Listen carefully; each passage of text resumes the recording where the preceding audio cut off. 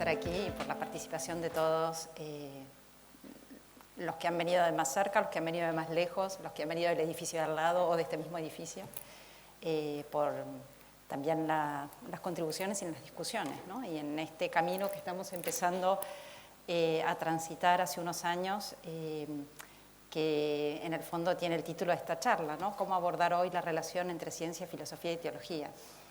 Les confieso que cuando preparé el cierre, dije, lo dejo un poco abierto, porque en el fondo vamos a ver también, tratar de recoger un poco algunas de las ideas, ¿no? que vamos a discutir estos días o que hemos discutido estos días, ¿no?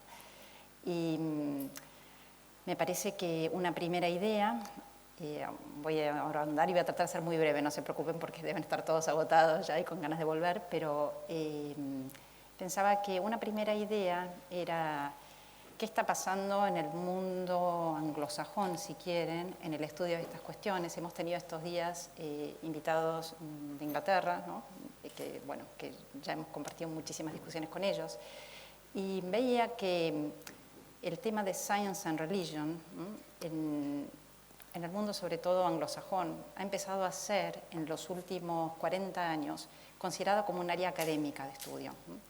Yo creo que eso no se da en el ámbito latino, tampoco estoy diciendo que tiene que darse en el ámbito latino, estoy haciendo un diagnóstico de situación simplemente, pero me parece que este tema del estudio, ¿no? de las relaciones que hay entre, por lo menos, ciencia y teología, science and religion, tiene unos grupos ya muy consolidados en universidades de mucho prestigio, como Cambridge, el Faraday Institute, como en la Universidad de Princeton, el Theological Seminary, o como el Ian Ramsay Center en Oxford, por ejemplo, para poner unos ejemplos, donde estos temas que de alguna manera hemos empezado a discutir estos días ya tienen una larga trayectoria. Por ahí para nosotros pueden ser más novedosos, estamos dando unos primeros pasos en este diálogo interdisciplinar, pero es algo que en el mundo global, digamos, de alguna manera, ya tiene una trayectoria, ¿no? De hecho, ahí ponía, en la diapositiva están, por ejemplo, el ejemplo como ejemplo, ¿no? de estos 3 centros donde estas investigaciones se están impulsando hace bastante tiempo. En el ámbito católico, el Observatorio del Vaticano, la Fundación del Observatorio Vaticano, ya lleva también bastantes años desarrollando o apoyando proyectos, ¿no? en estas disciplinas. Juan Pablo II le dio un impulso muy fuerte al diálogo con la ciencia. Está, para poner ejemplo, también la Sociedad Internacional de Science and Religion, que tiene también una trayectoria larga. Y también en los últimos 40 años han ido surgiendo distintos journals académicos, algunos más recientes y otros ya con amplia trayectoria. Saigon, por ejemplo, fue la primera que cumple 40 años, la primera revista dedicada específicamente a estos temas, que cumple 40 años el año que viene. Quiere decir que hay una cierta trayectoria ya de desarrollo en el estudio de estas cuestiones. Como hemos visto, pienso que los principales ámbitos de investigación en estos temas, ¿no? Son, en primer lugar, o los que han, por lo menos como se han originado la discusión entre estas dos disciplinas. En primer lugar son los estudios de índole histórico, que Miguel ha hecho una muy buena síntesis y además nos ha ilustrado, me parece, con mucha, de una manera muy interesante, que también cómo se ha dado en nuestro país esta misma, que por ahí puede haber sido más novedoso, ¿no? Porque eso realmente es de acá, de nuestra área local, ¿no? Porque muchas veces tal vez el estudio de ciencia y religión se ha basado a raíz de los conflictos históricos, los hechos conflictivos que se han dado en la historia, ¿no? De ahí ha surgido, también ya se ha querido empezar a teorizar cómo es la realidad entre estos, y han surgido esos modelos, ¿no? Entonces, el modelo primero, ¿no? Si quieren, o el más inmediato sería entre ciencia y religión hay una relación conflictiva. Denis estuvo hablando de eso, y de hecho me parece que simplemente de absolutizar el hecho de que han habido algunos momentos de conflicto en la historia como único modelo de relación, en el fondo es una lectura bastante reduccionista, si quieren, y por otro lado también a veces con una fuerte carga ideológica, ¿no? O sea, muchas veces se han tomado estos conflictos, me da la sensación, simplemente como para transmitir que ciencia y religión son incompatibles, ¿no? O sea, no se puede ser científico y creyente a la vez, ¿no? Si quieren, es una lectura muy básica. Denis en su exposición me parece que fue proponiendo justamente otros modelos de relación, ¿no? Ha habido, bueno, distintas posturas y digamos, pero me parece que otra área de investigación dentro de esta área académica, si quieren, de Science and Religion, es cuál tiene que ser la relación entre estas disciplinas, ¿no? Me parece que también es interesante acá, si se fijan en el título de la charla, pusimos cuál sería la relación hoy entre ciencia y yo agregué filosofía y teología, no me limité solo a Science and Religion, ¿no? Porque a mi modo de ver, un verdadero puente, tal vez de diálogo, ¿no? entre la ciencia y los datos, por ejemplo, si quiere la especulación teológica o la reflexión teológica a partir del dato revelado, es la reflexión filosófica muchas veces, ¿no? Entonces me parece que el cuadro y el puente real, tal vez, entre ciencia y religión puede ir de la mano de la filosofía, que por un lado puede dar un marco conceptual teórico, ¿no?, a los conceptos que maneja la ciencia y por otro lado también a cuestiones, si quieren, incluso del conocimiento natural de Dios, que ya es teología natural y que ya enganchas incluso con el dato revelado, ¿no? Entonces me parece que ese triángulo se completa mucho más, ¿no?, cuando nos planteamos, ¿no?, de la relación entre ciencia, religión y filosofía, si quieren, como puente mediador también entre estas dos áreas disciplinares. Sin embargo, me parece que a mí me pareció muy interesante y me parece, yo también adhiero ahí, pero bueno, como todo, cada uno puede tener su opinión al respecto, ¿no? Que el modelo, a mi modo de ver también coincido con Denis, que mejor relaciona los distintos ámbitos de estudio, es el modelo de complementariedad. Ahora el tema es cómo alcanzar esa complementariedad, ¿no? Porque si uno dice son distintos niveles de discurso y esos discursos no comunican, estamos casi en el modelo de la independencia, ¿no? Entonces, me parece que esto abre a un montón de cuestiones, ¿no?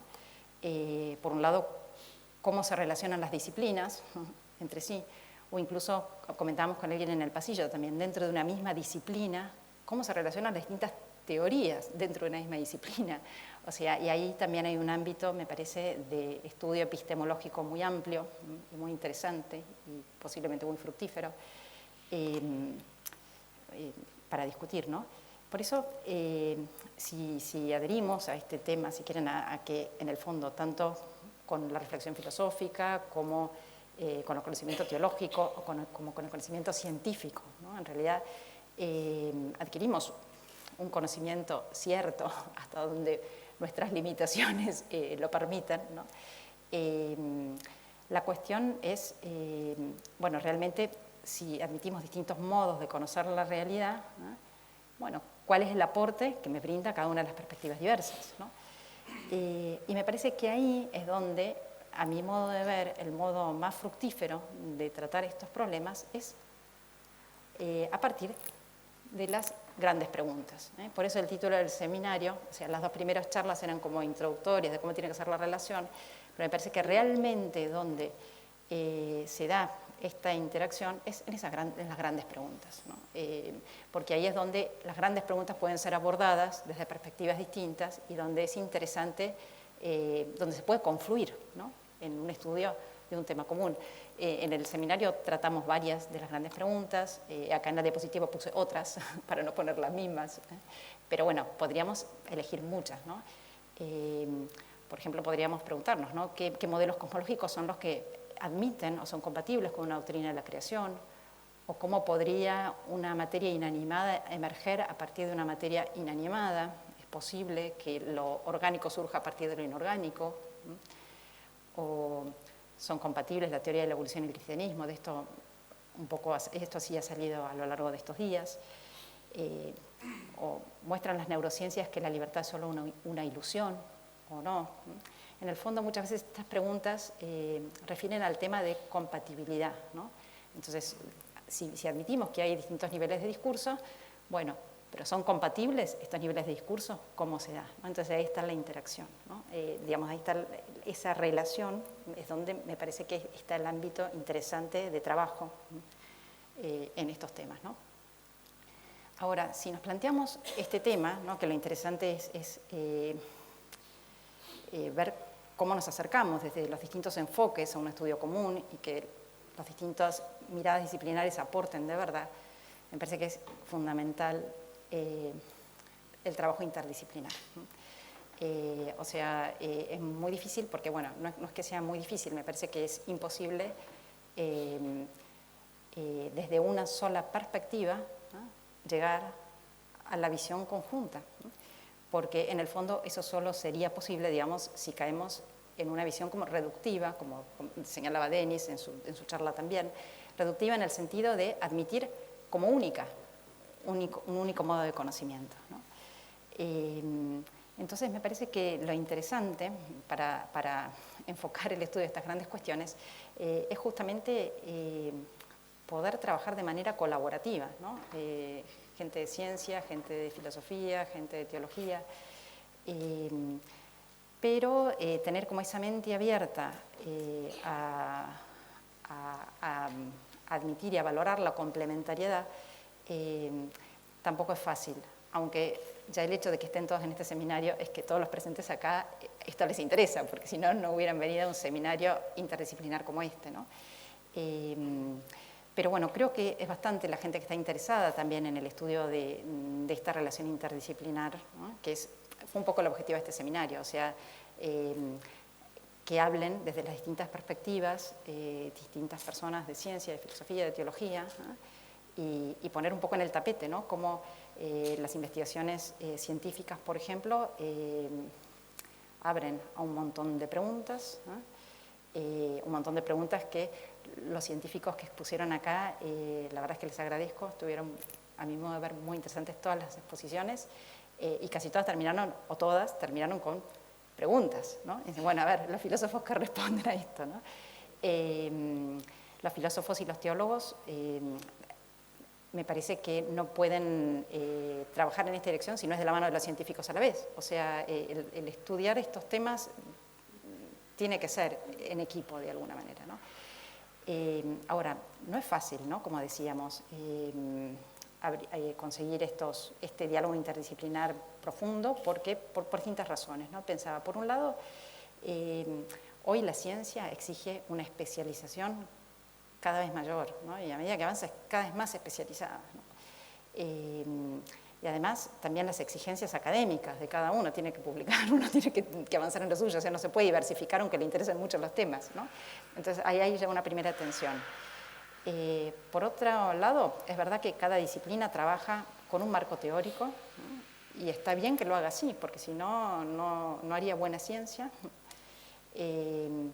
Y también con unas metodologías y procedimientos que son propios, que no son el de la otra disciplina, ¿no? Entonces, también ahí me parece que es de rigor y es de ciencia seria. Cada uno, cuando hace afirmaciones que alcanza con su propio método, no extrapolarlas y pensar que, no sé, algunas veces en algunos libros uno lee, me estoy acordando ahora, por ejemplo, de un libro, de uno de los últimos libros de Hawking, o el último libro de Hawking, ¿no? Donde dice que las grandes preguntas filosóficas ahora las tienen que responder los científicos, ¿no? Y en el fondo dice, la filosofía murió, ahora son los científicos los que tienen que hacer filosofía, y después escribe todo un libro que no son más que afirmaciones filosóficas, ¿no? Entonces uno dice, acá hay algo que no cierra, ¿no? Con un método se está diciendo un montón de cosas que exceden ese método, ¿no? Por otro lado, también es verdad que cuando se hace ciencia, cualquier proyecto científico también está muy focalizado en unos objetivos muy concretos, ¿no? Entonces también cabe, y a veces es hasta cómoda, la actitud de decir simplemente, yo me dedico a esto, ¿no? Entonces no puedo evitar pensar en las grandes preguntas, ¿no? Pero es verdad que todos somos, también la gente de ciencia, todos somos personas humanas, y tenemos, me parece que es lo propio del investigador, en realidad en cualquier disciplina, esa como curiosidad intelectual, ese querer respuestas y el interesarse un poco también por todos los temas, ¿no? O sea, es legítimo y es más, me parece que es muy valioso, ¿no? Pero para eso hace falta saber hasta dónde sabe uno y poder dialogar con el que sabe de otra cosa y que me aporta el otro. Entonces ahí viene de nuevo, ¿no?, la necesidad del equipo interdisciplinar, que decíamos que por ahí no está tan facilitado, ¿no?, pero simplemente por las exigencias de la vida académica de cada uno, pero me parecía que es muy interesante pensar que los ámbitos propios donde por ahí se pueden armar estos grupos así más interdisciplinares es justamente la universidad. O sea, si uno dice, bueno, ¿dónde puede haber un grupo interdisciplinar donde estos saberes confluyan? El ámbito natural es la universidad, ¿no? En esta foto pensaba eso, ¿no?, que si bien en la academia, si quieren, de Argentina todavía, los estudios colaborativos interdisciplinares son un desafío abierto, me parece que es el ámbito natural, ¿no?, donde alrededor de una universidad surjan estos proyectos, ¿no? Acá, bueno, el ejemplo, por ejemplo, arriba las fotos de Cambridge, la otra es de Oxford y la otra de Princeton, estos grupos que les mostraba antes. Acá estamos, nuestro eventito del Austral, dándonos los primeros pasos aquí nosotros también, o en la universidad en la que cada uno venga, ¿no? Pero me parece que está bueno y es el ámbito natural donde uno puede justamente promover, ¿no?, estos intercambios de ideas. Por eso le quería contar ahí, cuando puse esa diapositiva en realidad del Austral ahí al final, era para contarles los pasos que estamos dando, los primeros pasos, si quieren, que estamos dando aquí. Algunos de ustedes ya saben estas cosas, pero les quería contar los dos proyectos que tenemos en este momento en marcha, así muy brevemente, como para cerrar esto, pero sobre todo más bien para invitarlos también, ¿no?, a que participen, si están interesados en participar de alguna manera en esto, para trabajar en colaboración, porque decíamos, lo interesante es acá la complementariedad de visiones y la interdisciplinariedad, digo, para estar abiertos todos a seguir trabajando en estas cuestiones, ¿no? El primer proyecto, tenemos en este momento 2 proyectos en marcha, algunos de ustedes ya lo saben a esto y perdonen si me oyen de nuevo, son 2 minutos nomás. El primer proyecto es este que están acá los banners, Determinismo e Indeterminismo de la Ciencia y la Filosofía. Es un proyecto de 3 años, estamos justamente en la mitad, pero como todavía falta medio proyecto por delante y hay temas abiertos que por ahí pueden ser del interés de ustedes, para que sepan que esto está en marcha y que son muy bienvenidos, ¿no? Determinismo e Indeterminismo, de la ciencia a la filosofía en la Academia de Habla Española, es un proyecto de 3 años que busca promover el diálogo entre físicos, biólogos, neurocientíficos, filósofos y teólogos para estudiar el impacto de nuevos hallazgos de las ciencias en temas relativos al determinismo o indeterminismo de la naturaleza. El proyecto se articula en torno a grandes preguntas de la ciencia contemporánea. ¿Es libre el ser humano de forjar su propio destino? ¿Están nuestras decisiones determinadas por nuestro cerebro? ¿Intervienen procesos aleatorios en el desarrollo de los seres vivos? ¿Nuestra información genética determina nuestro actuar? ¿Es comparable el universo a un gran mecanismo de relojería? ¿Qué novedad introdujo en el siglo XX el estudio de los sistemas caóticos o cuánticos? ¿Implica la cosmología contemporánea que el universo es autocreado o autosuficiente? En el estudio de las diversas cuestiones se busca considerar tanto los aportes de las ciencias naturales como los de la filosofía. Se afronta así, de un modo particular, el desafío de alcanzar un entendimiento interdisciplinar y de adquirir un vocabulario técnico común que facilite el diálogo entre investigadores de habla española de disciplinas diversas. Nuestro propósito es impulsar una investigación interdisciplinar de alto nivel y desarrollar una red regional de académicos interesados en el diálogo entre las ciencias naturales y la filosofía. En el proyecto se promueve la participación de investigadores de diferentes países como un modo de catalizar el futuro surgimiento de nuevos proyectos interdisciplinares. Las actividades del proyecto incluyen un seminario de investigación mensual y 3 semanas de investigación interdisciplinar intensivas. El proyecto también contempla la publicación de varios volúmenes colectivos de trabajos académicos y la escritura de 3 libros de divulgación científica. Por medio de 2 concursos se premiarán los mejores artículos periodísticos sobre temas relacionados con los del proyecto que se publiquen en América Latina. El proyecto está a cargo del Instituto de Filosofía de la Universidad Austral y ha sido posible gracias a un subsidio de la John Templeton Foundation.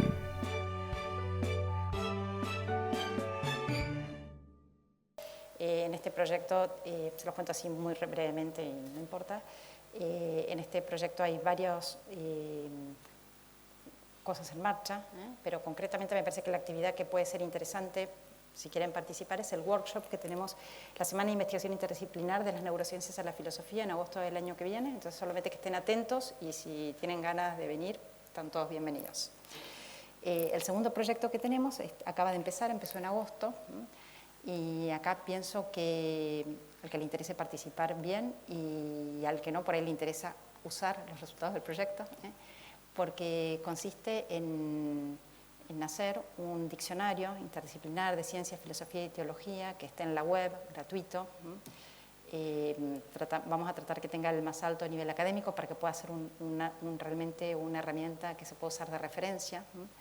Este diccionario, la novedad que tienen, si quieren, es que estamos armando el diccionario en español, ¿no? En la web existe material similar, pero en inglés, ¿no? Y también hay un diccionario muy bueno de ciencia y religión en italiano, que lo lleva adelante la Universidad de la Santa Croce, don Tancellaniti, un profesor de allí, pero en español la verdad es que no hay material de estas características en la web. Entonces estamos también a lo largo de este proyecto, a lo largo de los próximos 3 años, queremos escribir las primeras 100 voces del diccionario, ¿no?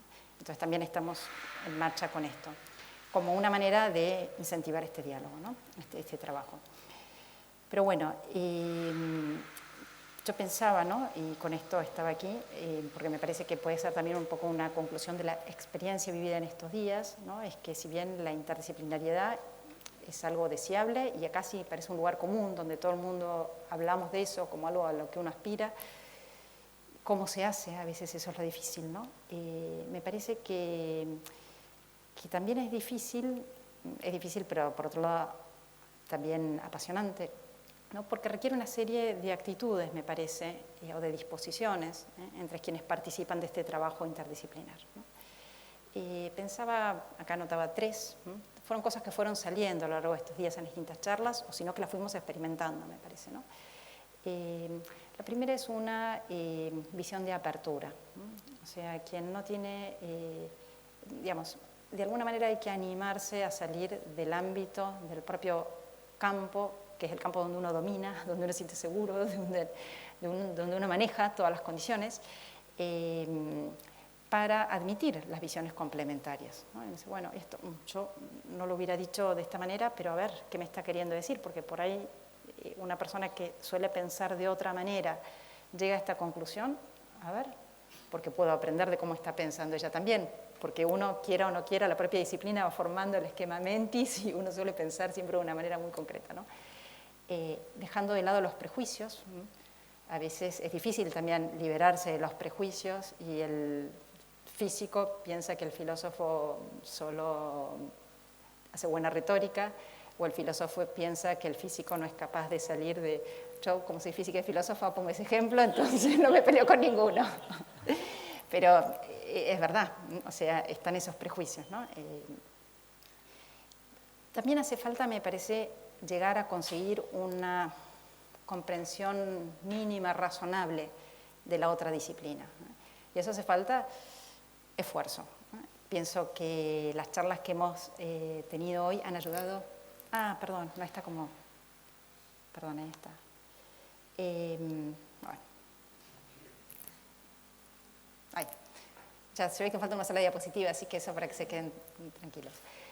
Pensaba, en las charlas que hemos tenido hoy, ayer y hoy, ¿no? Nos han mostrado, ¿no?, el desafío que implica el esfuerzo que supone por ahí seguir de alguna manera los aspectos tal vez un poquito técnicos de la otra disciplina, pero es muy difícil llegar a pensar en esa gran pregunta común que nos mueve a todos si no entendemos qué está queriendo decir, cuál es el problema que ve, ¿no?, el científico, cuál es el problema que ve el filósofo, ¿no? Por eso me parece que es algo que realmente un grupo interdisciplinar es algo que se construye en el tiempo. Es muy difícil. Hacer una actividad interdisciplinar no es difícil, porque uno pone gente de distintas disciplinas una tras otra hablando y ya está. Pero lograr que el equipo funcione interdisciplinar lleva tiempo, porque lleva tiempo conocer cómo piensa el otro, ¿no? Y saber qué está diciendo el otro, ¿no? Y bueno, y la tercera cosa, entender el vocabulario, ¿no? Denis hablaba de distintos niveles de discurso, de alguna manera, y no solo son distintos niveles, sino distintas terminologías, ¿no? Cada disciplina tiene su terminología particular y a veces una misma palabra tiene significado distinto en distintos contextos teóricos, ¿no? Entonces uno piensa que se entendió, que está diciendo lo mismo y están diciendo cosas distintas. O por ahí uno piensa al revés, que no nos entendemos y estamos diciendo lo mismo pero con palabras distintas, ¿no? Entonces también conocer el vocabulario de las otras disciplinas es fundamental. Bueno, la última diapositiva, que es la más importante de todas. Muchas gracias a todos.